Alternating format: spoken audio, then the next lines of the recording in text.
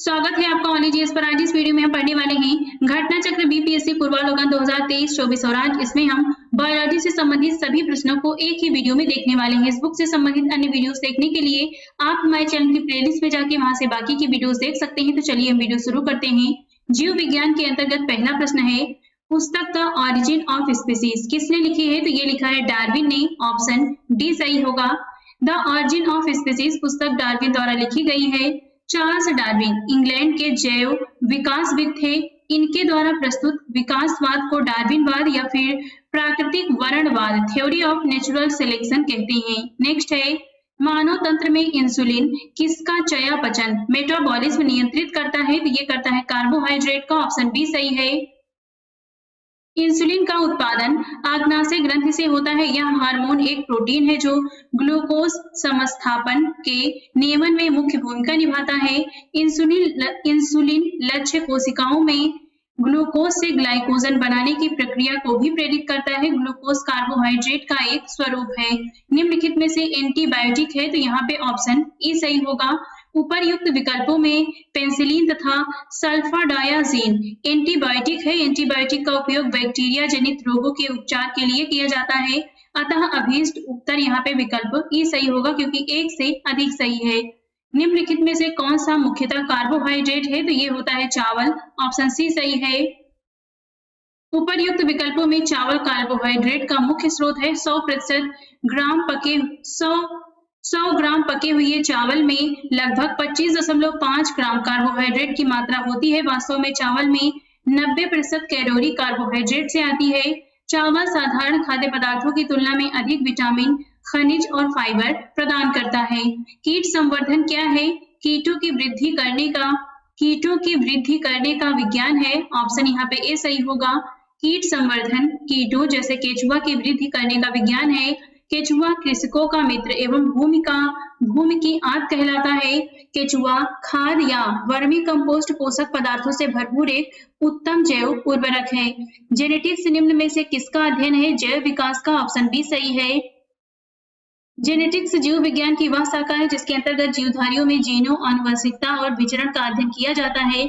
गर्भ में भ्रूण के विकास को जानने के लिए निम्नलिखित किरणों तरंगों में से किसका उपयोग किया जाता है? पाराध्वनि तरंगों का। ऑप्शन सी सही है।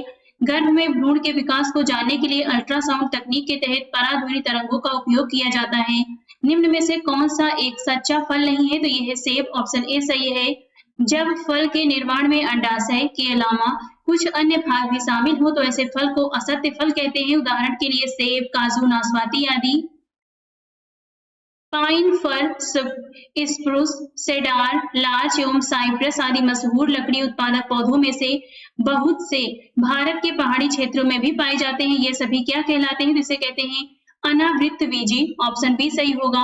पाइन, फर, स्प्रूस, सेडार, लार्च एवं साइप्रस आदि मशहूर लकड़ी उत्पादक पौधे हैं। ये पर्वतीय वन के अंतर्गत पाए जाने वाले कोणधारी वृक्ष हैं। ये सभी अनावृतबीजी यानी जिम्नोस्पर्म कहलाते हैं। लौंग एक मसाला पौधे के किस भाग से प्राप्त होता है? फूल की कली से। ऑप्शन डी सही है। इसमें लौंग बंद कलियां या पुष्प कलियां हैं जिसका उपयोग भोज्य पदार्थ, दांतों के दर्द निवारण इत्यादि में किया जाता है। लौंग के पौधे का वनस्पतिक नाम साइजिजियम एरोमेटिकम है जो कि कुलमिर्टेसी के अंतर्गत आता है। इसका जन्म स्थल इंडोनेशिया को माना गया है तथा इसका उपयोग समस्त विश्व में किया जाता है। यह एक सदाबहार वृक्ष है जिसकी ऊंचाई 10 से 20 मीटर तक होती है तथा इसकी पत्तियां बड़ी एवं अंडाकार होती हैं। लौंग पौधे के निम्नलिखित में से किस भाग से प्राप्त होता है? शुष्क पुष्प कली। ऑप्शन डी सही है।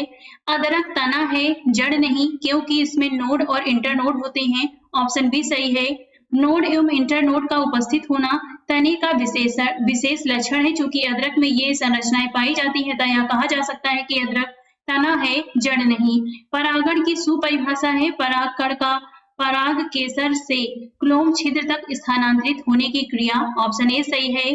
परागण में पुष्प के पराग केसर के परागकण स्थानांतरित होकर पुष्प के स्त्री केसर या क्लोम छिद्र तक पहुंचते हैं। इस क्रिया को परागण कहते हैं। पादप कली है एक भ्रूणी टहनी। ऑप्शन ए सही है। वनस्पति विज्ञान में किसी अविकसित प्ररोह को कली या कलिका कहते हैं या किसी पत्ते के कक्ष पर या तने के अंतिम छोर पर उत्पन्न होती है। पौधे जो नमक युक्त मिट्टी में उगते हैं क्या कहते हैं इन्हें? तो ये कहलाते हैं हैलोफाइट। ऑप्शन सी सही है। लवण लवण मृदोद्भिद हैलोफाइट उन पादपों को कहा जाता है जो उच्च लवणता युक्त जल में पैदा होते हैं। लवणता युक्त वातावरण प्रेमी पौधों को क्या कहते हैं? लवण मृदोद्भिद। ऑप्शन डी सही है। इलेक्ट्रोइंसेफेलोग्राम ईईजी निम्न में से किसकी निगरानी के लिए उपयोग किया जाता है? मस्तिष्क। ऑप्शन डी सही है। ईईजी मस्तिष्क की विद्युतीय गतिविधि को मापने वाला यंत्र है जो सविधे विभेदक प्रवर्धन के सिद्धांत पर कार्य करता है। मांसपेशियों में दर्द के उपचार में उपयोग किया जाने वाला विकिरण है तो यह है इंफ्रारेड। ऑप्शन ए सही है। इंफ्रारेड विकिरण या अवरक्त विकिरण का उपयोग मांसपेशियों में दर्द के उपचार में किया जाता है। इंफ्रारेड लैंप विद्युत उपकरण है जिनसे इंफ्रारेड विकिरण उत्सर्जित की जाती है। जीवों में अत्यधिक विविधता का कारण है उत्परिवर्तन। ऑप्शन सी सही है। वैज्ञानिकों का वह समूह जिसने प्रकृतिवाद के सिद्धांत को आधुनिक रूप दिया उसे नव डार्विनवादी कहते हैं। आधुनिक नव डार्विनवादियों के अनुसार जीनों में साधारण परिवर्तनों के उपरांत नए जीव बनते हैं जिनसे उनमें विभिन्नताएं बढ़ जाती हैं। इन परिवर्तनों को उत्परिवर्तन कहते हैं। ये परिवर्तन स्पष्टतः वंशागत होते हैं तथा पीढ़ियों में वर्ण द्वारा नई जातियों की उत्पत्ति होती है। मेंडल की आनुवंशिकता का सिद्धांत किस पर आधारित है? लैंगिक जनन। ऑप्शन सी सही है।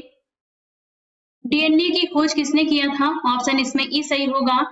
यह एक गलत धारणा है कि doctor James Watson, doctor Francis की MHF विल्किंस तथा फ्रैंकलिन नामक वैज्ञानिकों ने डीएनए की खोज की थी। वस्तुतः इन वैज्ञानिकों ने एक्सरे विश्लेषण द्वारा वर्ष 1953 में डीएनए का कुंडलीकार विन्यास प्रस्तुत किया। वास्तव में डीएनए की पहचान सर्वप्रथम 1869 ईस्वी में स्विस रसायन शास्त्री फ्रेडरिक मीस्टर ने की थी। फ्रेडरिक ने इसे न्यूक्लिन कहा था। जीव कोशिकाओं में आनुवंशिक लक्षणों के नियंत्रण में निम्नलिखित में से कौन सा उत्तरदायी है? तो यह है डीएनए। ऑप्शन डी सही है। यकृत एवं मांसपेशियों में ऊर्जा जमा होती है ग्लाइकोजन के रूप में। ऑप्शन डी सही है।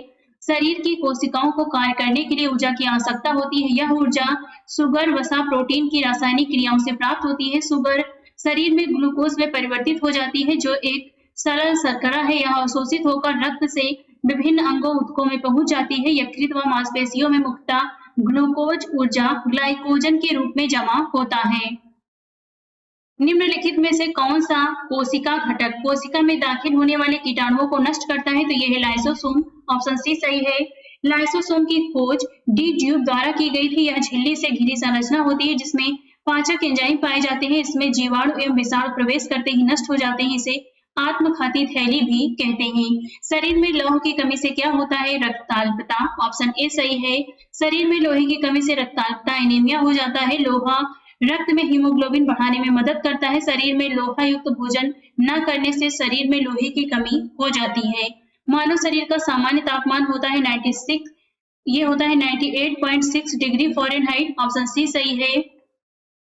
मानव शरीर का सामान्य तापमान 98.6 डिग्री फ़ारेनहाइट लगभग 37 डिग्री सेल्सियस होता है। इससे ऊपर तापमान की स्थिति को ज्वर या बुखार कहा जाता है। इनमें से कौन सी ग्रंथि को मानव शरीर की तीसरी आंख कहा जाता है? तो यह है पीनियल। ऑप्शन ए सही होगा।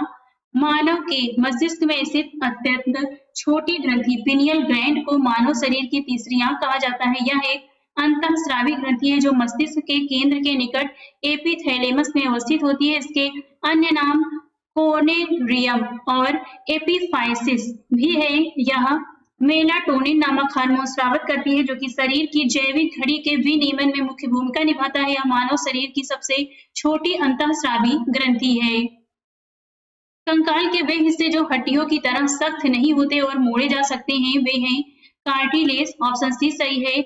उपास्थि या फिर कार्टिलेज एक प्रकार की संयोजी ऊतक होता है जिसमें कोशिकाओं के बीच पर्याप्त स्थान होता है। इसकी ठोस आधात्री प्रोटीन और शर्करा की बनी होती है। यह अस्थियों के जोड़ों को चिकना बनाती है। परिणाम स्वरूप हड्डियों के बीच घर्षण कम होता है। उपास्थि नाक, कान, कंठ और श्वास नली में भी उपस्थित होती है। लाइकेन में एक क्लोरोफिल युक्त पार्टनर एक साथ रहते हैं। शैवाल और कवक। ऑप्शन ए सही होगा इसमें। 2023 का प्रश्न है ये। लाइकेन में एक क्लोरोफिल युक्त पार्टनर शैवाल और कवक एक साथ रहते हैं। इस प्रकार की संरचना में कवक अधिक प्रभावी साझेदार होता है। कवक शैवाल को आश्रय, जल एवं खनिज प्रदान करते हैं और बदले में शैवाल कवक को भोजन प्रदान करता है, जिससे वह प्रकाश संश्लेषण द्वारा तैयार करता है।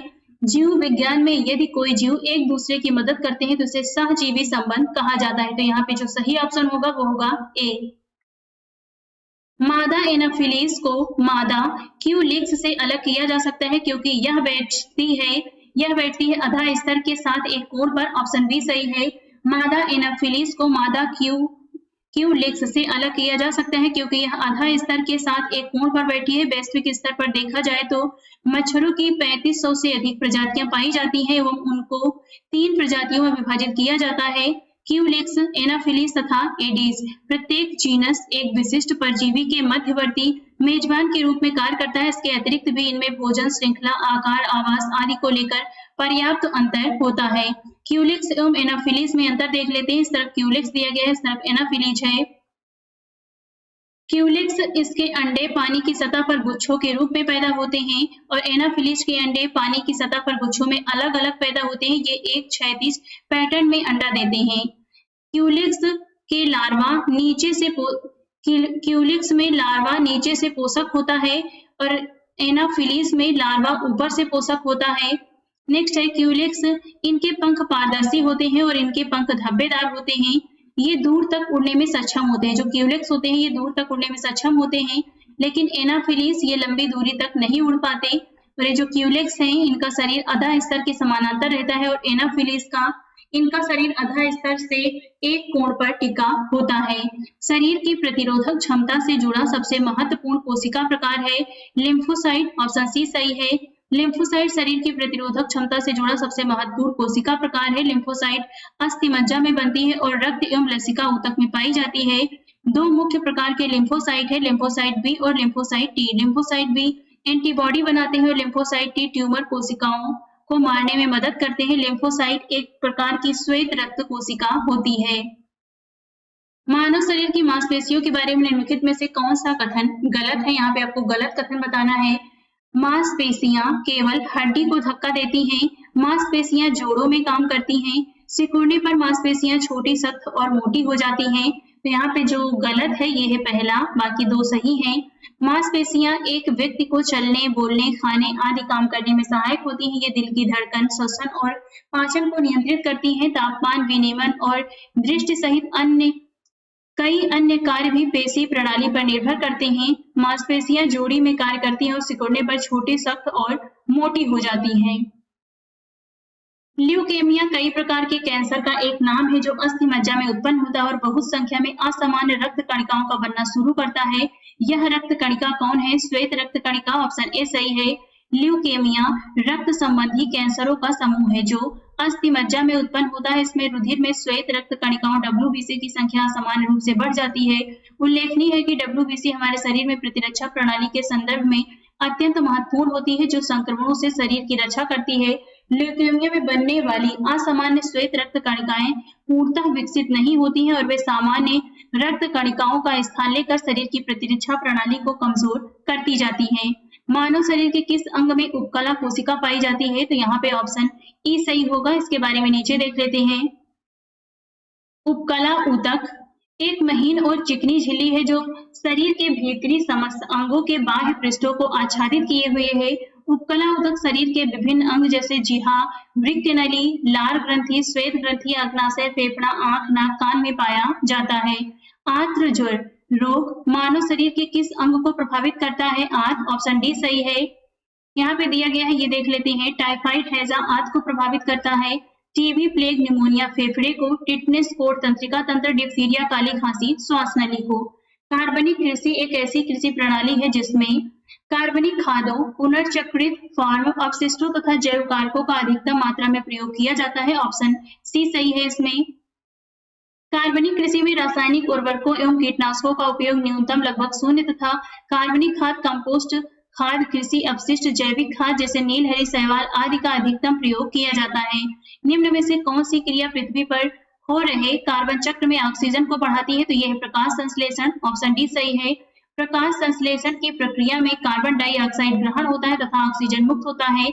पृथ्वी पर कार्बन चक्र में प्रकाश संश्लेषण की क्रिया ऑक्सीजन को बढ़ाती है। नेक्स्ट है, निम्न में से संवहनी पौधे को चुनिए, तो ये होता है फर्ण। ऑप्शन डी सही है। फर्ण एक अपुष्पक संवहनी पौधा है। संवहनी पौधा उन पौधों को कहा जाता है जिनमें जल खनिजों को भूमि से पादप के विभिन्न अंगों तक ले जाने के लिए लिंगनित ऊतक पाए जाते हैं। स्पाइरोगैरा निम्नलिखित शैवाल में से किसका एक उदाहरण है? हरे शैवाल का। ऑप्शन सी सही है।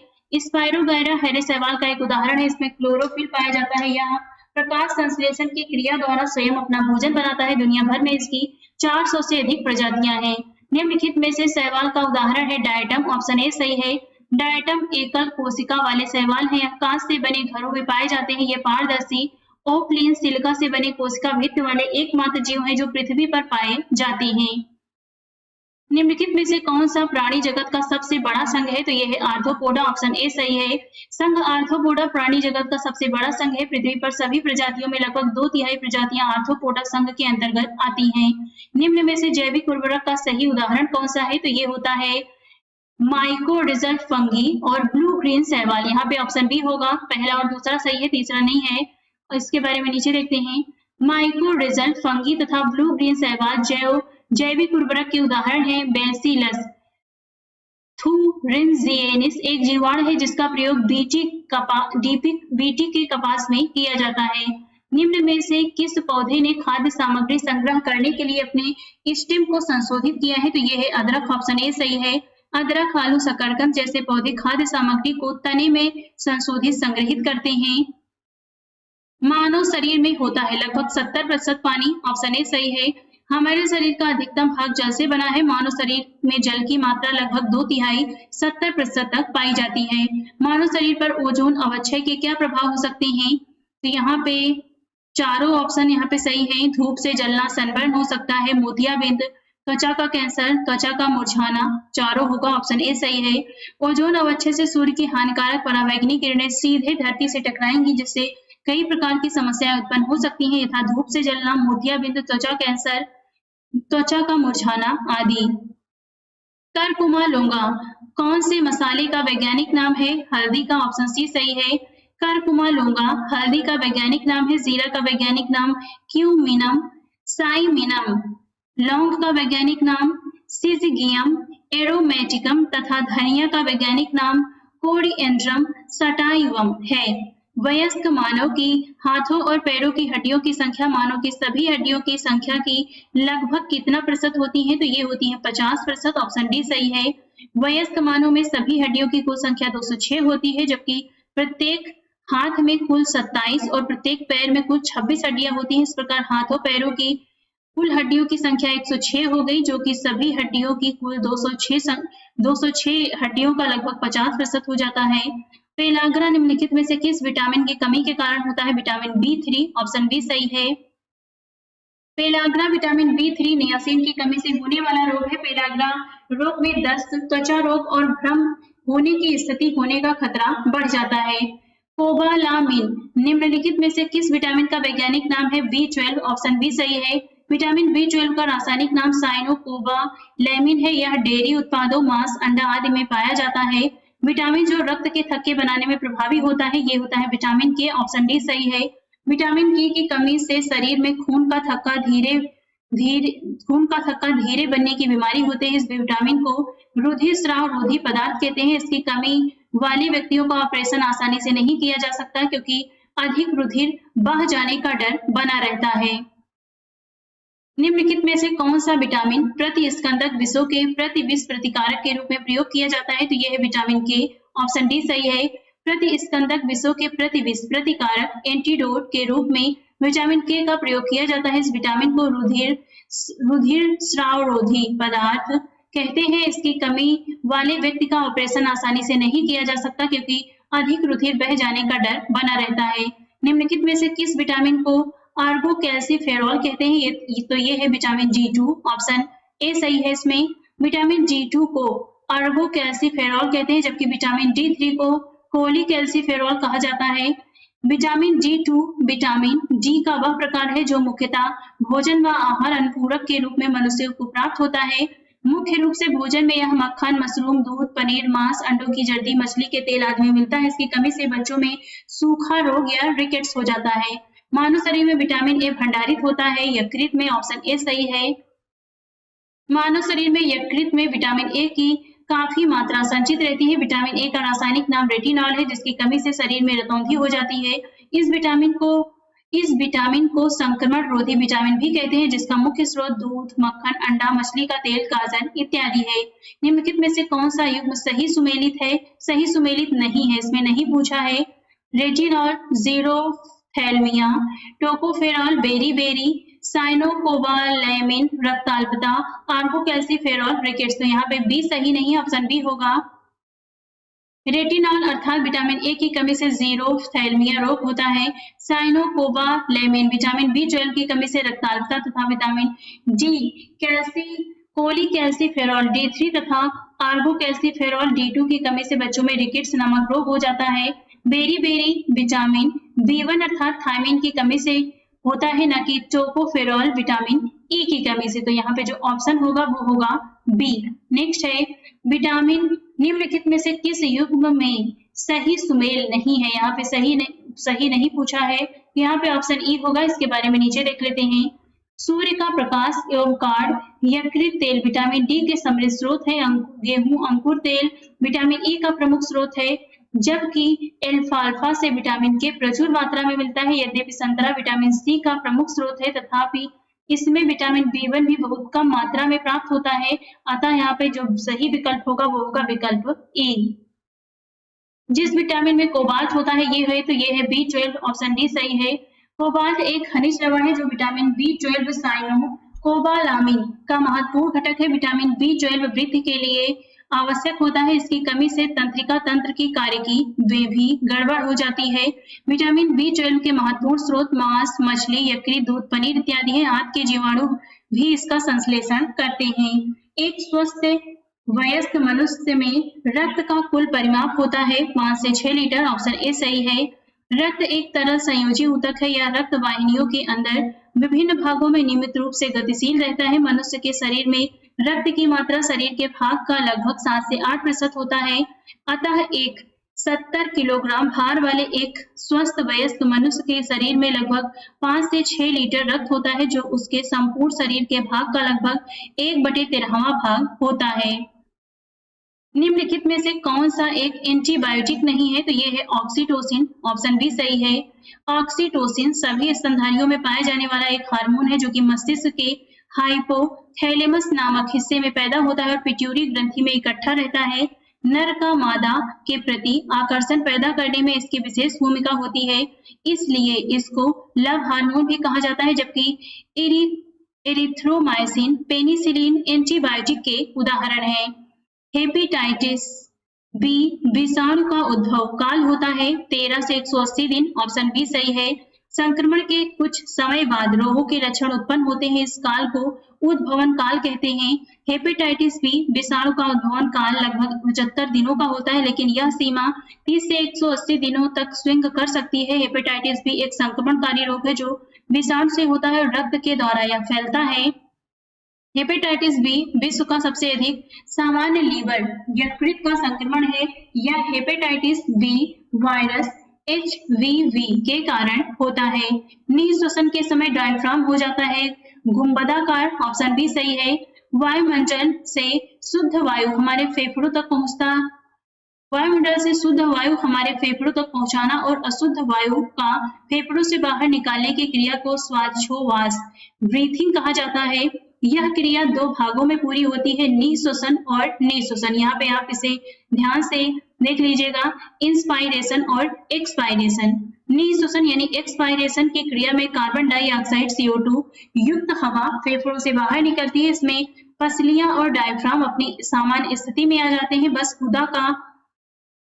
गुदा का आयतन भी फिर से कम हो जाता है। इसके कारण फेफड़ों पर दबाव बढ़ जाता है और कार्बन डाइऑक्साइड गैस हवा में मिलकर शरीर के बाहर निकल जाती है। निःश्वसन के समय डायफ्राम गुंबदाकार हो जाता है। तो यहाँ पे जो सही ऑप्शन होगा वो होगा बी। निम्नलिखित में से कौन सी एक गैस वातावरण प्रदूषक मानी जाती है? तो यह है sulphur dioxide SO2। Option C सही है। सल्फर डाइऑक्साइड SO2 वातावरण प्रदूषक गैस मानी जाती है। यह स्वास्थ्य और पर्यावरण दोनों को प्रभावित करती है।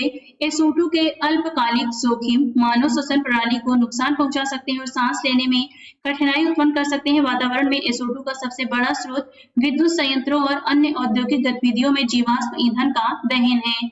निम्नलिखित में से किसका प्रयोग मच्छरों के जैविक नियंत्रण के लिए किया जाता है? तो यह है गैम्बूसिया। ऑप्शन डी सही है। गैम्बूसिया मछली का प्रयोग मच्छरों के जैविक नियंत्रण के लिए किया जाता है। मछली के रूप में लोकप्रिय गैम्बूसिया प्रजाति का उपयोग कई देशों में वेक्टर जनित रोगों के संचरण की जांच के लिए जैव नियंत्रण उपाय के रूप में किया जाता है। विटामिन सी की कमी से होता है स्कर्वी रोग। ऑप्शन सी सही है। विटामिन सी का रासायनिक नाम स्कॉर्बिक एसिड होता है। इसकी कमी से स्कर्वी रोग होता है। विटामिन बी और सी जल में घुलनशील विटामिन है। विटामिन कार्बनिक यौगिक होते हैं जो शरीर को संतुलित रूप से संचालन के लिए आवश्यक होते हैं। हीमोग्लोबिन का कार्य क्या है? ऑक्सीजन का परिवहन। ऑप्शन ए सही है। हीमोग्लोबिन फेफड़ों से शरीर के ऊतकों तक ऑक्सीजन ले जाने और कार्बन डाइऑक्साइड को वापस फेफड़ों तक पहुंचाने का काम करता है। अर्थात हीमोग्लोबिन का कार्य ऑक्सीजन का परिवहन करता है। रक्त संचार और शरीर के सभी अंगों के कार्यों के लिए ऑक्सीजन की आवश्यकता होती है, जिसमें हीमोग्लोबिन अपनी महत्वपूर्ण भूमिका अदा करता है। आधार ट्रांसफ्यूजन में रक्त न केवल रक्त के प्रकार में बल्कि RH कारक में भी संगत होना चाहिए। ऑप्शन ए सही है। इसमें रक्त आधान यानी ब्लड ट्रांसफ्यूजन में रक्त के प्रकार के साथ RH कारक का भी संगत होना आवश्यक है। RH कारक की खोज लैंड स्टीनर और वीनर ने रीसिस बंदर में की थी। जैसे होता है कि A पॉजिटिव लोगों को A पॉजिटिव ब्लड ही चढ़ाया जाएगा, A पॉजिटिव को A नेगेटिव ब्लड नहीं चढ़ाया जाएगा। तो मतलब इस प्रकार से होता है। नेक्स्ट है लाल रक्त कणिका। यहाँ पे मैंने गलत बोल दिया है। A नेगेटिव लोगों का ब्लड A पॉजिटिव को भी चढ़ाया जाता है, लेकिन A पॉजिटिव का जो ब्लड होता है ये A नेगेटिव को नहीं चढ़ाया जाता है। ये नेगेटिव का ब्लड पॉजिटिव को भी चढ़ाया जाता है। नेक्स्ट है लाल रक्त कणिका विहीन जंतु है, तो ये होता है केचुआ। ऑप्शन बी सही है। इनमें से रक्त दाब का मापक यंत्र कौन सा है? तो ये होता है स्फेग्नोमैनोमीटर। ऑप्शन सी सही है। मनुष्य का औसत रक्तचाप 120/80 होता है। धमनियों में रक्तदाब की दो अवस्थाएं होती है। पहले को प्रकुंचन दाब तथा दूसरे को प्रसारण दाब कहते हैं। सामान्य तौर पर प्रकुंचन दाब 120 मिलीलीटर Hg तथा प्रसारण दाब 80 मिलीलीटर Hg होता है। रक्तचाप को डॉक्टर स्फेग्नोमैनोमीटर यंत्र द्वारा मापते हैं। यानी कि जब हृदय से ब्लड नसों में बहता है तो वो जिस ताप से जाता है उसे 120 कहते हैं, और जब वहां से वो हृदय में वापस आता है तो वो 80 की स्पीड से आता है तो उसे 80 कहते हैं। वृक्क से प्रति मिनट औसत रक्त प्रवाह होता है, तो ये होता है 1200 सीसी। ऑप्शन बी सही है। वृक्क मानव शरीर का एक महत्वपूर्ण अंग है। इसका मुख्य कार्य रक्त की शुद्धि के साथ शरीर के विषाक्त पदार्थों को मूत्र के माध्यम से बाहर निकालना होता है। मानव वृक्क प्रतिदिन लगभग 1500 लीटर रक्त की शुद्धि करता है। यह लगभग 1.5 लीटर मूत्र में तब्दील करता है। वृक्क से प्रति मिनट 1200 सीसी रक्त प्रवाहित होता है। नेक्स्ट है इंसुलिन है, तो ये होता है एक प्रोटीन। ऑप्शन डी सही है। इंसुलिन पैंक्रियाज अर्थात अग्नाशय के अंतःस्रावी भाग हैंगरलैंस की द्वीपिकाओं की बीटा कोशिकाओं से स्रावित होने वाला एक जंतु हार्मोन है। रासायनिक संरचना की दृष्टि में यह एक सूक्ष्म पेप्टाइड प्रोटीन है जिसकी रचना 51 अमीनो अम्ल से होती है। यह शरीर में ग्लूकोज के उपापचय को नियंत्रित करता है। निम्नलिखित में से कौन सा हार्मोन है? तो यह है इंसुलिन। ऑप्शन सी सही है। महिला सेक्स हार्मोन होता है एस्ट्रोजन। ऑप्शन ए सही है। एस्ट्रोजन एक हार्मोन है जिसका उत्पादन स्त्रियों के अंडाशय की ग्राफियन पुटिकाओं की थीका इंटरना की कोशिकाओं द्वारा यौनारंभ से लेकर रजोनिवृत्ति की आयु लगभग 45 से 52 वर्ष तक होता है। प्रमुख एस्ट्रोजन एस्ट्रेडियोल होता है जिसे नारी विकास हार्मोन कहते हैं, क्योंकि यह मादा के द्वितीयक लैंगिक लक्षणों सेकेंडरी सेक्सुअल कैरेक्टर्स जिसमें लड़कियों में स्तनों, दुग्ध ग्रंथियों, गर्भाशय तथा योनि इत्यादि का समुचित विकास शामिल है के विकास में सहायक होता है। निम्नलिखित में से कौन सा हार्मोन स्तन ग्रंथियों से दुग्ध का स्राव होने की भूमिका निभाता है? तो यह ऑक्सीटोसिन। ऑप्शन डी सही है।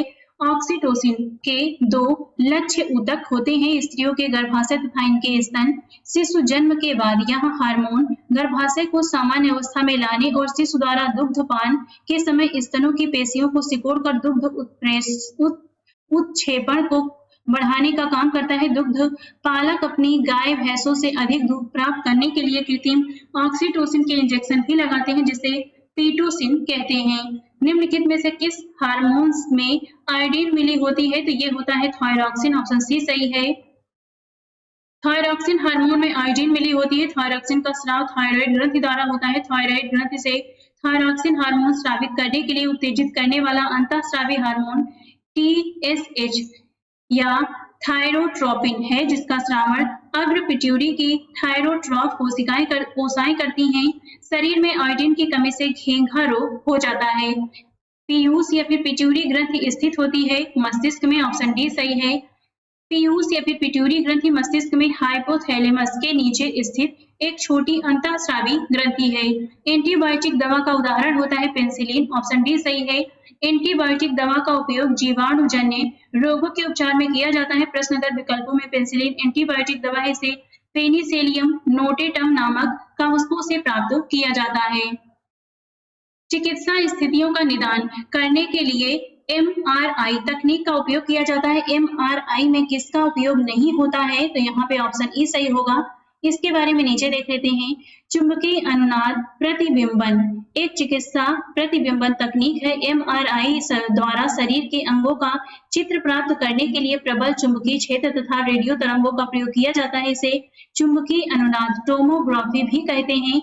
एक्स किरण एवं गामा किरण दोनों ही उच्च आवृत्ति के आयनकारी विकिरण हैं, जिसका अर्थ है कि इन दोनों में ही किसी परमाणु या अणु से इलेक्ट्रॉन को मुक्त करने हेतु पर्याप्त ऊर्जा होती है। अल्ट्रासाउंड एवं MRI इन दोनों ही तकनीकों में किसी आयनकारी विकिरण का प्रयोग नहीं किया जाता। अंगोरा ऊन किससे निकाला जाता है? खरगोश से। ऑप्शन ए सही है। अंगोरा ऊन अंगोरा खरगोश से प्राप्त की जाती है। अंगोरा बकरे से मोहेयर प्राप्त होती है।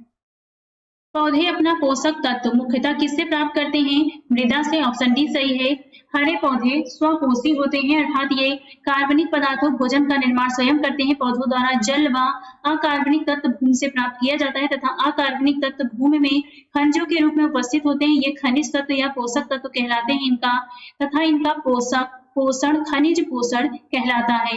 प्रकाश संश्लेषण होता है क्लोरोप्लास्ट में। ऑप्शन सी सही है। क्लोरोप्लास्ट नामक कोशिकांग में जैव रासायनिक क्रिया प्रकाश संश्लेषण संपन्न होती है। क्लोरोप्लास्ट में हरे रंग का वर्णक क्लोरोफिल पर्णहरिम पाया जाता है।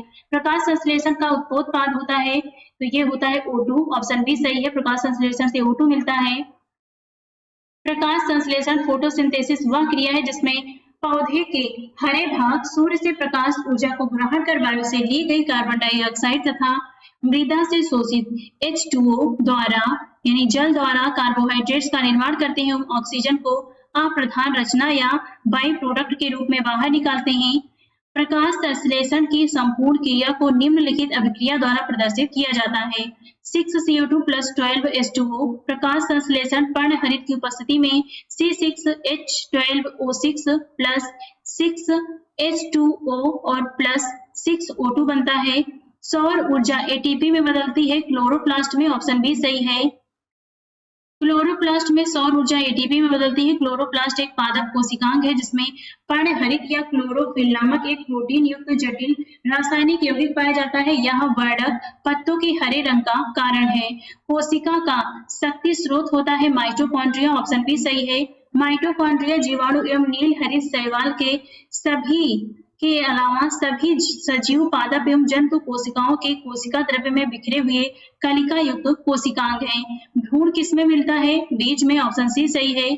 पौधे में भ्रूण बीज में मिलता है। अंकुरण प्रक्रिया के फलस्वरूप भ्रूण बीज से बाहर आता है। निम्नलिखित में से कौन प्रतिजैविक औषधि है? तो यहाँ पे ऑप्शन ई सही होगा। इसके बारे में नीचे देख लेते हैं।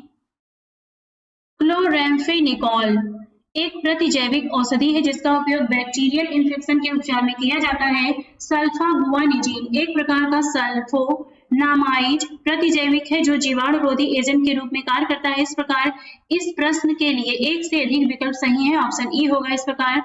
टाइफाइड तथा कॉलरा विशिष्ट उदाहरण है जलजन्य रोगों का। ऑप्शन सी सही है। टाइफाइड तथा कॉलरा जलजन्य रोगों का उदाहरण है। टाइफाइड रोग का कारण सल्मोनेला टाइफी तथा कॉलरा का कारण विब्रियो कॉलेरी नामक जीवाणु होता है। पीने के जल के उचित उपचार द्वारा इन्हें फैलने से रोका जा सकता है। मनुष्य में एफ्लोटॉक्सिन खाद्य विषाक्तन द्वारा सामान्य कौन कौन सा अंग प्रभावित होता है? तो ये है यकृत। ऑप्शन डी सही है। यकृत लीवर एक मुख्य पाचक ग्रंथि है जो खाद्य विषाक्तन द्वारा प्रभावित हो जाती है। एफ्लोटॉक्सिन नामक जहरीला पदार्थ कुछ कवक जैसे एस्परजिलस तथा पेनिसिलियम की कुछ प्रजातियां उत्पन्न कर भोजन को विषाक्त कर देती हैं। मनुष्य के शरीर के किस अंग में लिम्फोसाइट्स का निर्माण होता है? तो यहाँ पे ऑप्शन ई सही है। मनुष्य के शरीर में तिल्ली या प्लीहा, थाइमस ग्रंथि, अस्थिमज्जा, बोन मैरो आदि में लिम्फोसाइट का निर्माण होता है। लिम्फोसाइट एक प्रकार की श्वेत रक्त कणिकाएं WBC होती हैं जो गश्ती सेना की भांति समस्त शरीर में घूमती रहती है तथा सुरक्षा तंत्र के सारे भागों के बीच सामंजस्य स्थापित करती हैं। ओंकोजीन संबंधित है कर्क रोग से। ऑप्शन सी सही है।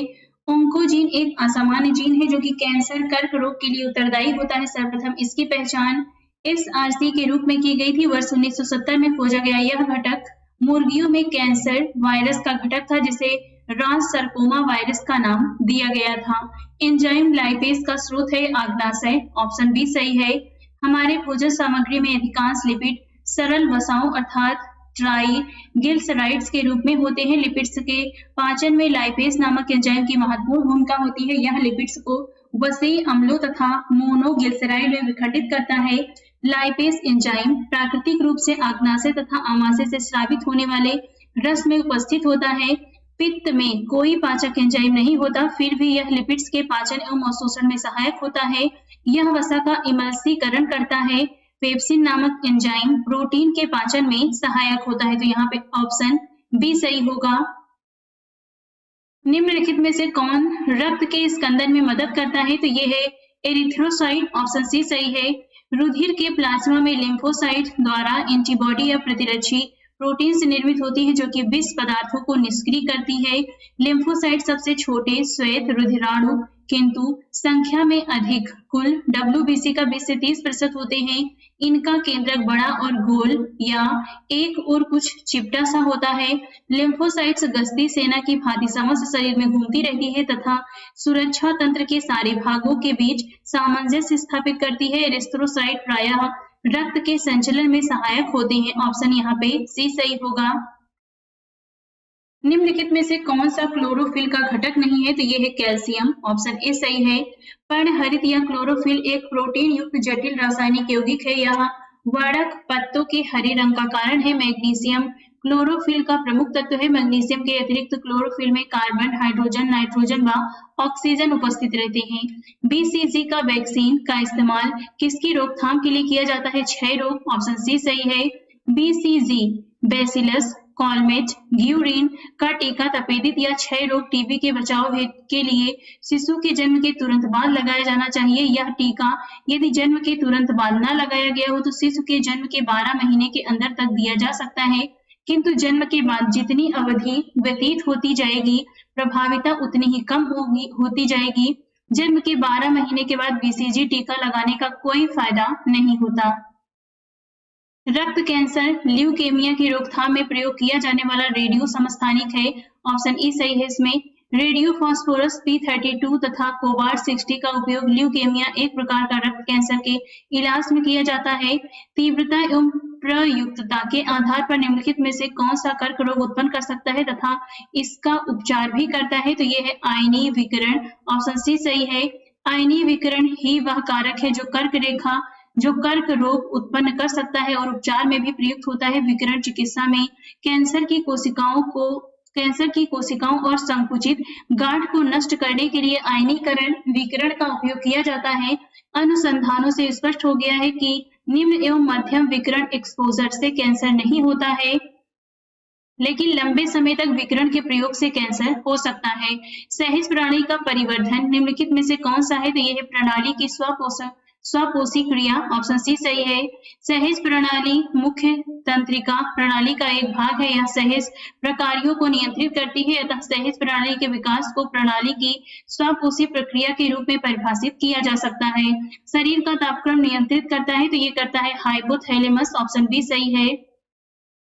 मानव शरीर का तापक्रम साधारणतः 98.6 डिग्री फ़ारेनहाइट होता है। मानव शरीर के तापक्रम के स्थिर बने रहने के कारण शरीर में तापक्रम नियंत्रित की एक यांत्रिक जैविक प्रणाली का कार्य करना है। मस्तिष्क का हाइपोथैलेमस भाग इस प्रक्रिया को नियंत्रित करता है। शरीर का तापमान नियंत्रित करता है हाइपोथैलेमस, ऑप्शन सी सही है। लैंगिक जनन से आनुवंशिक विचरण कैसे होता है? जीन के मिश्रण सफलिंग से, ऑप्शन सी सही है। जीन के सम्मिश्रण, क्रोमोसोम में बदलाव एवं जीन के मिश्रण उपर्युक्त तीनों ही लैंगिक जनन से आनुवंशिक विचरण होता है। डीएनए को किसने अंतःपात्र में बनाया? आर्थर कोडबर्ग, ऑप्शन ए सही होगा इसमें। पार्किंसन बीमारी के उपचार के विकास के लिए किसको नोबेल पुरस्कार दिया गया? आर्विड कार्लसन को, ऑप्शन ए सही है। पार्किंसन बीमारी के उपचार के विकास के लिए स्वीडिश न्यूरोसाइंटिस्ट आर्विड कार्लसन को वर्ष 2000 के फिजियोलॉजी और मेडिसिन में नोबेल पुरस्कार से सम्मानित किया गया। उन्होंने खोजा कि डोपामाइन मस्तिष्क में एक महत्वपूर्ण न्यूरोट्रांसमीटर है और पार्किंसन रोग के दौरान मस्तिष्क के बेसल गैंग्लिया में डोपामाइन उत्पन्न करने वाले तंत्रिका कोशिकाओं का क्षय होने लगता है, जो शरीर में कंपकपी, अकड़न तथा छद गति अक्षमता का कारण बनता है। उनके शोध से यह ज्ञात हुआ कि पार्किंसन रोग मस्तिष्क के कुछ भाग में डोपामाइन की कमी के कारण होता है और इसके लिए एक कारगर औषधि विकसित किया जा सकता है।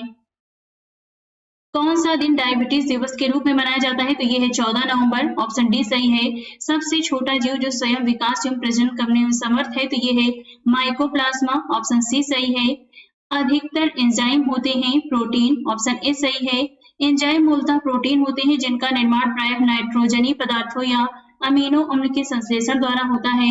निम्नलिखित में से किसकी कोशिका में कोई एंजाइम नहीं होता है? विषाणु वायरस, ऑप्शन बी सही है। विषाणु शब्द की उत्पत्ति लैटिन शब्द वायरस से हुई है, जिसका शाब्दिक अर्थ विष अणु है। ये अकोशिकीय अति सूक्ष्म जीव है जो केवल जीवित कोशिका में ही वंश वृद्धि कर सकते हैं। रासायनिक दृष्टि से ये प्रोटीन आवरण से घिरे न्यूक्लिक अम्ल के खंड हैं। विषाणु कोशिकाओं के बाहर न तो कोई जैव क्रिया कर सकते हैं और न ही इनका द्विगुणन हो सकता है। बिल तथा मेलिंडा गेट्स फाउंडेशन द्वारा स्थापित भारत के लिए कार्यक्रम AVAHAN किसके प्रतिरोध के लिए कार्यरत है? तो ये है HIV एड्स, ऑप्शन सी सही है। भारत में HIV एड्स रोकथाम हेतु बिल एवं मेलिंडा गेट्स फाउंडेशन द्वारा प्रायोजित पहल AVAHAN की शुरुआत वर्ष 2003 में हुई थी। डॉक्टरी मृत्यु की घोषणा होती है जब नाड़ी बंद हो गई हो। डॉक्टरी मृत्यु की घोषणा होती है जब नाड़ी गति बंद हो गई हो, हृदय गति रुक गई हो, आंख की पुतलियां स्थिर एवं फैल गई हो तथा प्रकाश पड़ने पर कोई प्रतिक्रिया न हो। यहाँ पे ऑप्शन डी होगा। उपयुक्त सभी तीनों एक साथ मौजूद हों तब होता है। डॉक्टरी मृत्यु की घोषणा तब होती है जब निम्न स्थितियां एक साथ मौजूद हो: नाड़ी गति बंद हो गई हो, हृदय गति रुक गई हो, आंख की पुतलियां स्थिर एवं फैल गई हो तथा प्रकाश पड़ने पर कोई प्रतिक्रिया न हो। सर्वप्रथम मानव हृदय प्रत्यारोपण हुआ था दक्षिण अफ्रीका में, ऑप्शन सी सही है। डॉक्टर क्रिश्चियन बर्नार्ड दक्षिण अफ्रीका के एक प्रसिद्ध सर्जन थे जिन्होंने सर्वप्रथम मानव हृदय का पहला सफलतापूर्वक प्रतिस्थापन किया था। जीवाणु की खोज किसने किया था? लेवेनहुक ने, ऑप्शन डी सही है। एंटोनी वैन लेवेनहुक को सूक्ष्म जीव विज्ञान के जनक के रूप में जाना जाता है। इन्होंने 1676 ईस्वी में अपने ही बनाए एकल लेंस सूक्ष्मदर्शी यंत्र से जीवाणुओं की पहचान की थी। किस वैज्ञानिक चिकित्सक ने पहली बार टीकाकरण की शुरुआत की? एडवर्ड जेनर, ऑप्शन डी सही है। एडवर्ड जेनर ने वर्ष 1796 ईस्वी में सर्वप्रथम टीकाकरण की शुरुआत की थी। बायोडिग्रेडेबल अपशिष्ट को आमतौर पर किसकी मदद से उपयोगी पदार्थ में बदला जा सकता है? वह है बैक्टीरिया, ऑप्शन ए सही है। कणीय तत्व क्या है? वायु प्रदूषक, ऑप्शन बी सही है। कणीय तत्व पार्टिकुलर मैटर को कणीय प्रदूषक भी कहा जाता है, जो कि वायु में उपस्थित अत्यंत सूक्ष्म कणों व तरल के सूक्ष्म बूंदों का एक जटिल मिश्रण होता है या वायु की गुणवत्ता को प्रभावित करने वाले कारकों में से एक प्रमुख कारक है। संवहनी वेस्कुलर पौधों में पानी ऊपर किसके संवहनी या फिर वेस्कुलर पौधों में पानी ऊपर किससे जाता है? तो ये जाता है जाइलम टिश्यू से, ऑप्शन डी सही है। जड़ों द्वारा अवशोषित किया गया जल और खनिज पोषक तत्व पूरे पौधे में जाइलम नामक संवहन ऊतक जाइलम टिश्यू द्वारा ले जाया जाता है। सेल्सियस स्केल पर मानव शरीर का सामान्य तापमान होगा 36.9 डिग्री सेल्सियस, ऑप्शन सी सही है। सेल्सियस स्केल पर मानव शरीर का तापमान 36.9 डिग्री सेल्सियस तथा फ़ारेनहाइट पे 98.4 डिग्री फ़ारेनहाइट या फिर लगभग 98.6 डिग्री फ़ारेनहाइट होता है। सर्वदाता वर्ग के रक्तदाता का ग्रुप होता है, तो ये होता है ओ, ऑप्शन सी सही है। ओ वर्गधारी व्यक्ति सभी वर्गों को रक्तदान कर सकता है, इसलिए सर्वदाता कहते हैं। यह ध्यान देने योग्य बात है कि ए बी वर्ग वाले व्यक्ति को किसी भी वर्ग का रुधिर दिया जा सकता है, परंतु इसका रुधिर किसी दूसरे रुधिर वर्ग के व्यक्ति को नहीं दिया जा सकता। अतः ए बी वर्ग को सार्वत्रिक ग्राही कहा जा सकता है, यानी ए बी जो वर्ग होता है इसे सभी के ब्लड चढ़ाए जा सकते हैं, और जो ओ होता है इसे ओ जो ग्रुप का व्यक्ति होता है, खास करके ओ निगेटिव जो होता है उसका ब्लड ग्रुप सभी व्यक्ति को चढ़ाया जा सकता है। मतलब जो ए बी होता है यह सभी से ले सकता है। नेक्स्ट है, और खास करके ए बी में ए बी जो पॉजिटिव होता है। सार्वभौमिक स्वीकार्य रक्त समूह होता है, तो ये होता है ए बी, ऑप्शन सी सही है। ए बी रक्त समूह सार्वभौमिक स्वीकार्य है क्योंकि इसमें एंटीजन ए और बी दोनों होते हैं तथा इसमें कोई एंटीबॉडी नहीं होती, जबकि ओ निगेटिव सार्वभौमिक दाता समूह का होता है और ए बी पॉजिटिव सार्वभौमिक स्वीकार्य होता है। हड्डियों की पढ़ाई विज्ञान की किस शाखा के अंतर्गत होती है? तो ये होती है ऑस्टियोलॉजी, ऑप्शन डी सही है। ऑस्टियोलॉजी के अंतर्गत अस्थियों का अध्ययन किया जाता है, ओरोलॉजी के अंतर्गत पर्वतों का अध्ययन, सेरोलॉजी के अंतर्गत रुधिर सीरम का वैज्ञानिक अध्ययन किया जाता है, जियोलॉजी के अंतर्गत पृथ्वी की आंतरिक संरचना तथा उसमें पाए जाने वाले पदार्थों का अध्ययन किया जाता है। मानव शरीर में निम्नलिखित में से कौन सी ग्रंथि जोड़े के रूप में मौजूद रहती है? तो यह है अधिवृक्क, ऑप्शन ए सही है। मानव शरीर में अधिवृक्क एड्रेनल ग्लैंड जोड़े के रूप में मौजूद रहती है। यह कशेरुकी जीवों में पाई जाने वाली एक अंतःस्रावी ग्रंथि है। यह गुर्दे वृक्क के ऊपर स्थित होती है। इसका कार्य हमारे शरीर के अंदर की महत्वपूर्ण प्रक्रियाओं को नियंत्रित करने वाले हार्मोन्स का उत्पादन करना है। कशेरुक रज्जु में से कितनी जोड़ी तंत्रिकाएं निकलती हैं? 31, ऑप्शन बी सही है। मनुष्य के जीवन काल में कितने दांत 2 बार विकसित होते हैं? 20, ऑप्शन यहाँ पे सी सही है। मनुष्य के जीवन काल में 20 दांत 2 बार विकसित होते हैं और 12 दांत केवल एक बार पैदा होते हैं। मनुष्य की खोपड़ी में कितनी अस्थियां होती हैं? 28, ऑप्शन ए सही है। एक वयस्क मानव कंकाल में औसतन 206 हड्डियां होती हैं, जिसमें महत्वपूर्ण है कपाल में 8, चेहरे में 14, कंठिका में 1 और कान में 6। मनुष्य के शरीर की पैर की हड्डी ठोस होती है, ऑप्शन सी सही है। 20 वर्ष की आयु में मानव शरीर में हड्डियों की संख्या होती है लगभग, उपयुक्त में से कोई भी नहीं। 20 वर्ष के मानव शरीर में हड्डियों की संख्या 206 होती है, जो 2 भागों में बटी होती है। अच्छी कंकाल में 80, उपांगी कंकाल में 126।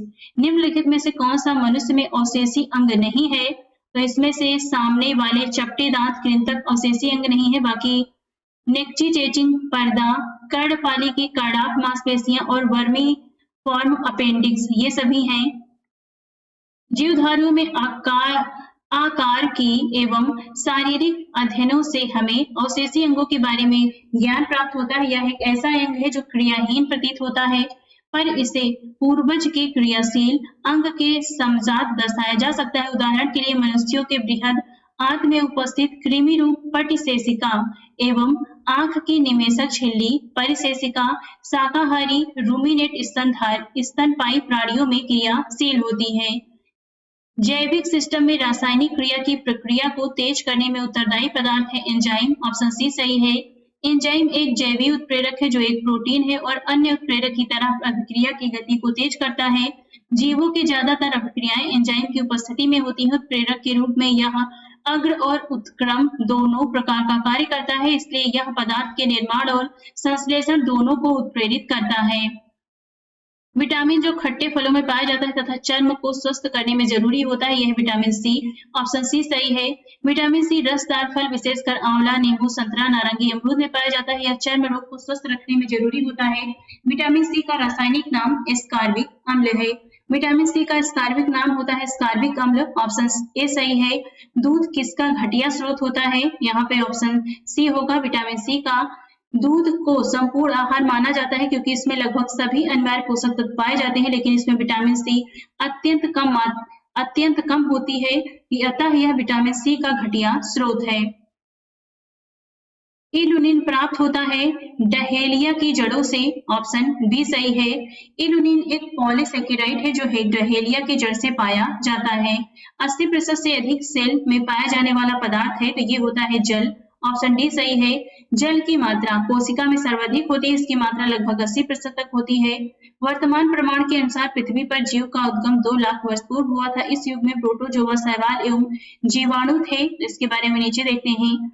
आधुनिक खोजों से स्पष्ट हो चुका है कि प्रोटोजोआ का उद्भव प्रारंभ 3.5 अरब वर्ष पूर्व हो चुका था। साइनोबैक्टीरिया नीलहरित शैवाल का उद्भव 2.3 अरब पूर्व माना जाता है।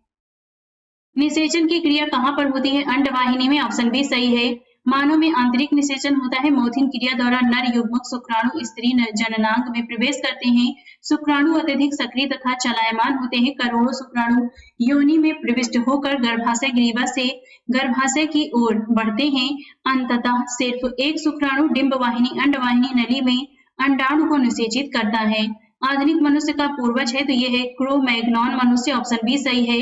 क्रो-मैग्नॉन आधुनिक मानव से मिलता जुलता है। आज के मानव के एकदम समान 6 फुट लंबा और पूरी तरह सीधा था। वह पाषाण युग में रहता था और अस्थि औजारों का प्रयोग करता था। वह पशुओं की खाल को सिलकर पहनने की योग्यता रखता था। वह मानव गुफा में रहता था और गुफा की दीवार पर उसके द्वारा बनाए गए भित्ति चित्र प्राप्त होते हैं। वह सबसे नया प्रागैतिहासिक मानव है।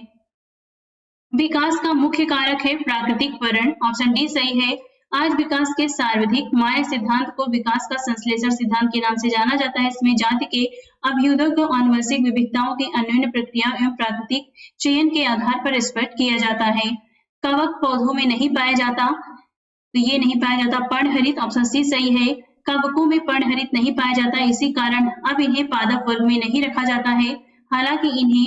हालांकि पहले इन्हें पादप वर्ग में रखा जाता था। शैवाल और कवक के मिलने से लाइकेन बनता है, जिसे कहते हैं म्यूच्यूअलिज्म। ऑप्शन बी सही होगा। शैवाल और कवक के मिलने से लाइकेन बनता है, जिसे म्यूच्यूअलिज्म कहते हैं। इसमें शैवाल तथा कवक दोनों ही समान रूप से लाभान्वित होते हैं। शैवाल कार्बनिक पदार्थों के संश्लेषण करते हैं जो स्वयं तथा कवकीय घटक के लिए पर्याप्त होता है। कार्बनिक भोजन के बदले कवकीय घटक शैवाल को खनिज व जल उपलब्ध कराते हैं। प्रतिवर्ती क्रियाओं का नियंत्रण केंद्र कहाँ पर होता है? कशेरुक रज्जु में। ऑप्शन सी सही है। प्रतिवर्ती क्रियाओं के नियंत्रण कशेरुक रज्जु में होता है। मेरुरज्जु एक बेलनाकार संरचना है।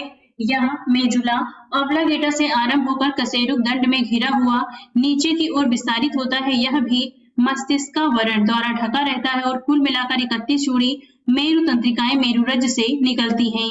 विकास का कारण है पीढ़ी से पीढ़ी अनुकूलन। ऑप्शन सी सही है।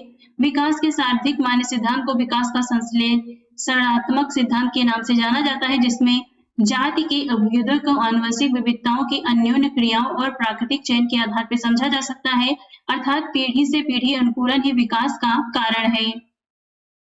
कच्चे फलों को कृत्रिम रूप से पकाने के लिए प्रयोग में लाई जाने वाली गैस है, तो ये होता है एसिटिलीन और एथिलीन। ऑप्शन यहाँ पे बी और डी दोनों सही है।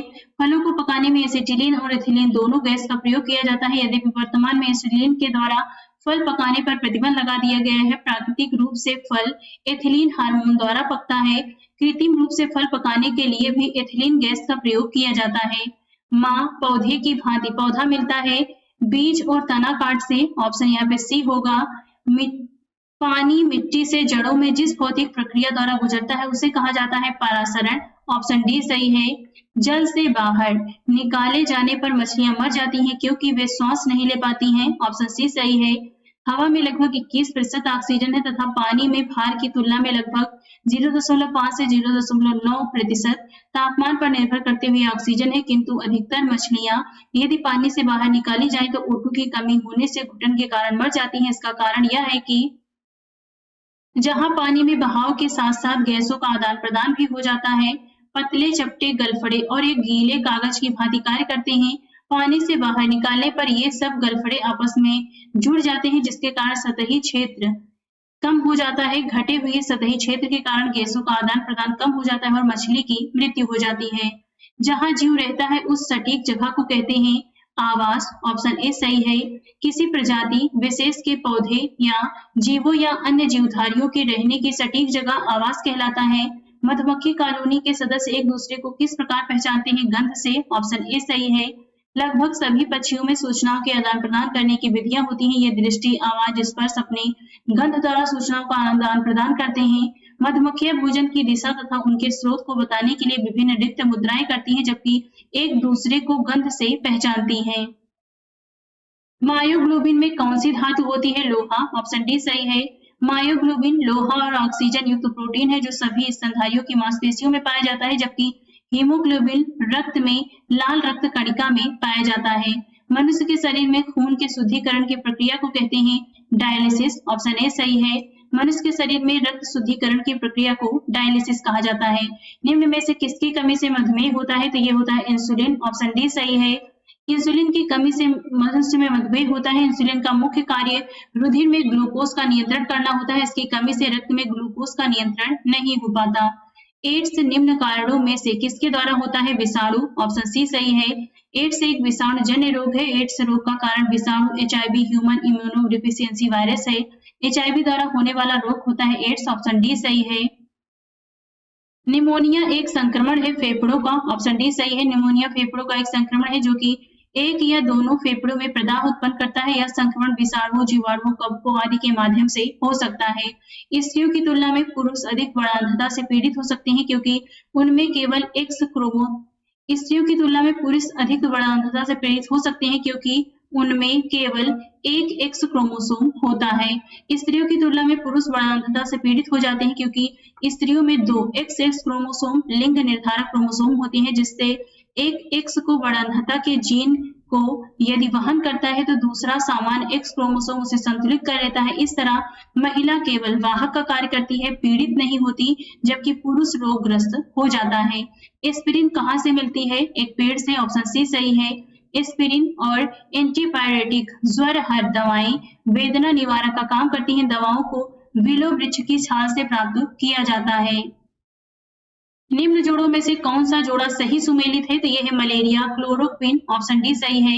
BCG का टीका तपेदिक से बचाव के लिए लगाया जाता है। मलेरिया के उपचार हेतु एडाब्रिन, क्लोरोक्विन इत्यादि का प्रयोग किया जाता है। स्कर्वी विटामिन सी की कमी के कारण होने वाला रोग है, जबकि थायमिन को विटामिन B1 के नाम से जाना जाता है। गेहूं की खेती के लिए कौन से उर्वरक का प्रयोग करते हैं? तो यह है नाइट्रोजन। ऑप्शन ए सही है। क्लोरोफिल में कौन सा धातु आयन पाया जाता है? मैग्नीशियम। ऑप्शन बी सही है। क्लोरोफिल में मैग्नीशियम आयन पाया जाता है। क्लोरोफिल पौधों में उपस्थित हरे प्रकाश संश्लेषण वर्धक पिगमेंट है। यह प्रकाश ऊर्जा को प्रकाश संश्लेषण क्रिया के माध्यम से रासायनिक ऊर्जा में बदलने की प्रक्रिया की शुरुआत करता है। पौधों एवं पेड़ों का खाना तैयार करने की प्रक्रिया कहलाती है। तो ये कहलाती है फोटोसिंथेसिस, प्रकाश संश्लेषण। ऑप्शन डी सही है। इसके बारे में आप यहाँ देख सकते हैं। कीट भक्षी पौधे मिट्टी में किसकी कमी से उगते हैं? नाइट्रोजन। ऑप्शन यहाँ पे सी सही होगा। कीट भक्षी पौधे ऐसी मिट्टी में उगते हैं जहां नाइट्रोजन की कमी होती है। वे कीटों का भक्षण करके अपनी नाइट्रोजन आवश्यकता की पूर्ति करते हैं। जीवन चक्र की दृष्टि से पौधों का सबसे महत्वपूर्ण अंग है पुष्प। ऑप्शन ए सही है। जीवन चक्र की दृष्टि से पुष्प पौधे का सर्वाधिक महत्वपूर्ण अंग है। पुष्प में ही परागण द्वारा भ्रूण का विकास होता है, जिससे बीज बनता है। बीज के अंकुरण से पुनः पौधा बनता है। पौधे का तना पौधे के सभी हिस्सों में भोजन वितरित करने में तथा यहाँ पे डेड डेज में मदद करता है। तो यहाँ पे ऑप्शन ई सही होगा। पौधे का तना पौधे के सभी हिस्सों में भोजन पोषक तत्वों को जल के साथ वितरित करने तथा भोजन पोषक तत्वों के भंडारण में मदद करता है। यह पौधों की पत्तियों, फूलों एवं फलों को सहारा देने के साथ साथ पौधों को आकार देने में भी मुख्य भूमिका निभाता है। तो यहाँ पे कई सारे ऑप्शन सही होंगे, इस प्रकार से ऑप्शन ई सही हो जाएगा। सबसे लंबा जीवित वृक्ष है सिकोवा, ऑप्शन बी सही है। सबसे बड़ा वृक्ष रेडवुड सिकोवा सेम्परविडेंस या सिकोवा है, जिसकी ऊंचाई लगभग 115 मीटर से अधिक होती है। यह सबसे छोटा एंजियोस्पर्म वुल्फिया का है। एस्पिरिन है तो ये एक एंटीपायरेटिक होता है, ऑप्शन बी सही है। किस वनस्पति खाद्य में अधिकतम प्रोटीन होता है, तो ये है सोयाबीन, ऑप्शन सी सही है। वनस्पति खाद्य में सोयाबीन में प्रोटीन की मात्रा अधिकतम होती है। इसमें प्रोटीन की मात्रा लगभग 38 से 42% है, जो अन्य फलियों से ज्यादा होता है। तना काट आमतौर से किसके प्रवर्धन के लिए प्रयोग किया जाता है, गन्ना के लिए, ऑप्शन बी सही है। गन्ना का कायिक प्रवर्धन डाली, कलम या पेड़ी द्वारा होता है, लेकिन हर मुड़ी फसल के साथ उपज हर बार घटती जाती है और इसलिए हर 3-4 वर्ष बाद ताजी डाली कलियों का पुनः रोपण करना पड़ता है। संसार का सबसे बड़ा पुष्प है तो ये है रेफ्लेसिया, ऑप्शन बी सही है। संसार का सबसे बड़ा पुष्प रेफ्लेसिया है। यह इंडोनेशियाई वर्षा वन में डॉक्टर जोसेफ अर्नाट द्वारा 1818 ईस्वी में पहली बार खोजा गया था। इस फूल का व्यास 100 सेंटीमीटर तथा वजन 10 किलोग्राम तक होता है। हर गोविंद खुराना को किस आविष्कार के लिए सम्मानित किया गया था, जीन के संश्लेषण के लिए, ऑप्शन बी सही है। हर गोविंद खुराना को जीन संश्लेषण के लिए वर्ष 1968 में चिकित्सा का नोबेल पुरस्कार दिया गया। उन्होंने अपनी खोज से आनुवंशिक कोड की व्याख्या की और प्रोटीन संश्लेषण में इसकी भूमिका का पता लगाया। डॉक्टरों द्वारा एनेस्थीसिया के रूप में प्रयोग किए जाने वाली हास्य गैस होती है तो ये है नाइट्रस ऑक्साइड, ऑप्शन सी सही है। डॉक्टरों द्वारा निश्चेतक के रूप में प्रयोग होने वाली गैस नाइट्रस ऑक्साइड है। यह एक रंगहीन गंधहीन गैस है। आर्कियोप्टेरिक्स है जुरासिक युग का सर्व पुरातन पक्षी, ऑप्शन ए सही है। डॉल्फिन वर्गीकृत किए जाते हैं स्तनी में, ऑप्शन डी सही है। डॉल्फिन स्तनपायी जलीय तंतु है। डॉल्फिन की अनेक उपजातियां पाई जाती हैं। इसमें से गंगा डॉल्फिन भारत की राष्ट्रीय जलीय जीव है। प्रतिवर्ष 5 लाख भारतीय एक रोग से मरते हैं। इसकी पहचान करें तो ये है क्षय रोग, ऑप्शन डी सही है। क्षय रोग का कारण जीवाणु है, इसका नाम है माइक्रोबैक्टीरियम ट्यूबरकुलोसिस। क्षय रोग से मनुष्य का फेफड़ा प्रभावित होता है। रात के समय यह सलाह दी जाती है कि पेड़ के नीचे न सोएं, क्योंकि पेड़ कार्बन डाइऑक्साइड को मुक्त करता है, ऑप्शन सी सही है। रात के समय पेड़ के नीचे न सोने की सलाह दी जाती है, क्योंकि पेड़ अपनी श्वसन प्रक्रिया के दौरान कार्बन डाइऑक्साइड को मुक्त करता है। निम्न में सबसे मीठी चीनी होती है तो ये होती है फ्रक्टोज, ऑप्शन ए सही है। सबसे मीठी चीनी फ्रक्टोज होती है। फ्रक्टोज एक प्राकृतिक मोनोसेकेराइड है जो लगभग सभी फलों, शहद और कुछ सब्जियों में पाया जाता है। फ्रक्टोज का अणु C6H12O6 होता है। यह प्रकृति में पाई जाने वाली सबसे मीठी शर्करा है। शर्कराओं में सबसे मीठी होता है फ्रक्टोज, ऑप्शन ए सही है। इसमें कड़वाहट के लिए मानव जीभ का संवेदनशील क्षेत्र होता है तो ये होता है पीछे का भाग, ऑप्शन सी सही है। मानव जीभ का अग्र छोर मीठा, पश्च भाग कड़वा और पार्श्व किनारे खट्टे तथा अग्र छोर एवं किनारे नमकीन स्वादों का अनुभव करते हैं। मटर का पौधा है तो ये एक शाक होता है, ऑप्शन ए सही है। मटर शाक कुल का द्विबीजपत्री पौधा या रबी की फसल है। स्वर्णरेखा, अपर्णा, पारस, अंबिका आदि इसकी प्रमुख प्रजातियां हैं। फलियां अत्यधिक पौष्टिक होती हैं क्योंकि उनमें प्रचुर मात्रा में होता है प्रोटीन, ऑप्शन बी सही है। फलियों में प्रचुर मात्रा में प्रोटीन पाई जाती है। इनके पौधे लेग्यूमिनोसी कुल के अंतर्गत शामिल है। इनकी जड़ों की ग्रंथिकाओं में नाइट्रोजन स्थिरीकरण करने वाले जीवाणु पाए जाते हैं। उदाहरण के लिए मटर, अरहर, मूंग, सोयाबीन, मूंगफली, उड़द आदि। थायराइड ग्रंथि थायरॉक्सिन स्रावित करने के लिए उत्तेजित करने वाला अंतःस्रावी हार्मोन कौन सा है तो ये होता है TSH, ऑप्शन ए सही है। थायराइड गले के पास पाई जाने वाली एक छोटी तितली के आकार की ग्रंथि होती है। इससे स्रावित होने वाला हार्मोन शरीर की ऊर्जा का विनियमन करता है। यह हार्मोन थायराइड स्टिमुलेटिंग हार्मोन होता है। इसका निर्माण पीयूष ग्रंथि में होता है। थायराइड ग्रंथि की खराबी किसकी कमी के कारण होती है? आयोडीन, ऑप्शन सी सही है। आयोडीन युक्त हार्मोन थायरॉक्सिन एक अमीनो अम्ल है जिसका स्राव थायराइड ग्रंथि द्वारा होता है। थायराइड ग्रंथि से थायरॉक्सिन हार्मोन स्रावित करने के लिए उत्तेजित करने वाला अंतःस्रावी हार्मोन थायराइड स्टिमुलेटिंग हार्मोन या TSH या फिर थायरोट्रोपिन है, जिसका श्रावण अग्र पिट्यूटरी की थायरोट्रफ कोशिकाएं करती हैं।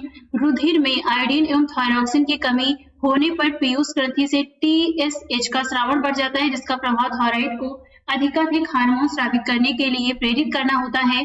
शरीर में आयोडीन की कमी से घेघा नामक रोग हो जाता है। जब हम बकरी या भेड़ का मांस खाते हैं तब हम द्वितीयक उपभोक्ता हैं। ऑप्शन बी सही है। मानव एवं अन्य जीव सर्वाहारी हैं, मांसाहारी द्वितीयक या गौण उपभोक्ता, शाकाहारी प्राथमिक उपभोक्ता, प्राथमिक उत्पादक पौधे होते हैं। विटामिन ए उपलब्ध होता है गाजर से। ऑप्शन सी सही है। शरीर में विटामिन ए की भरपाई करने के लिए अंडा, दूध, गाजर, पीली या नारंगी सब्जियां, पालक, स्वीट पोटैटो, पपीता, दही, सोयाबीन और दूसरी पत्तेदार हरी सब्जियों का सेवन किया जा सकता है। विटामिन ए हमें कैरोटीन से प्राप्त हो जाती है। चेचक का टीका कहाँ से बनता है? भेड़ों से। ऑप्शन सी सही है।